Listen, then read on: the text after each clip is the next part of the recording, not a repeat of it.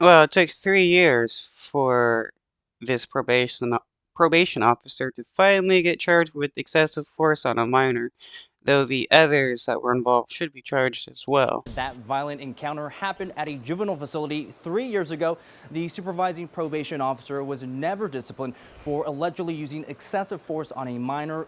That is until now. That officer is now facing criminal charges. A teenager surrounded by probation officers is told to stop resisting. They use force on the 17-year-old, who then screams out for his mom. The disturbing encounter happened at Malibu's Camp Kilpatrick in October of 2020. The video obtained by the LA Times. Wow, they need this many cops to just deal with one 17-year-old that was just standing there. Shows 5 officers pile on the minor, shove him face down onto a bed. It appears he is subdued. Then a supervisor grabs the teen's legs and forces them towards his head. This was a brutal assault on a child by a person entrusted with his care while he was in custody of the probation department. On Monday, LA District Attorney. Wow, and I mean, if this is how they treat, 17-year-olds, how do they treat people younger than that? Because it's not only like 17, 16, and 15-year-olds going to juvie, but people even younger, as there is a real big, kids to prison pipeline going on in America. George Gascon announced he is criminally charging supervising probation officer Oscar Cross with 1 felony count of excessive force. Even after the minor was handcuffed, Cross continued to hold the minor's leg backward for several more seconds.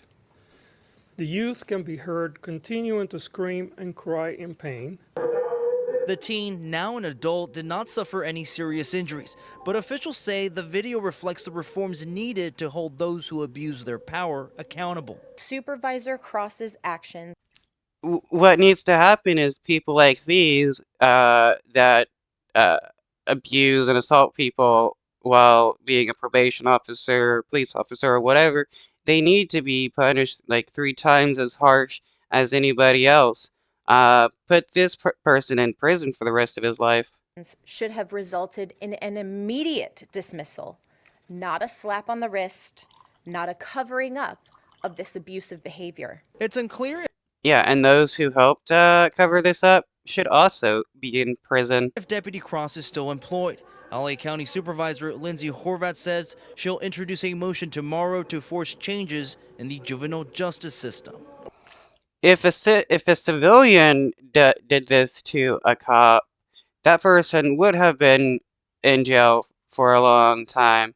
But when a cop abuses a citizen, it's just another day for the duty of a cop to abuse citizens. We will not tolerate harm, and we will not tolerate child abuse. Not today, not tomorrow, not ever. And if the probation officer is convicted, he faces up to 3 years in prison.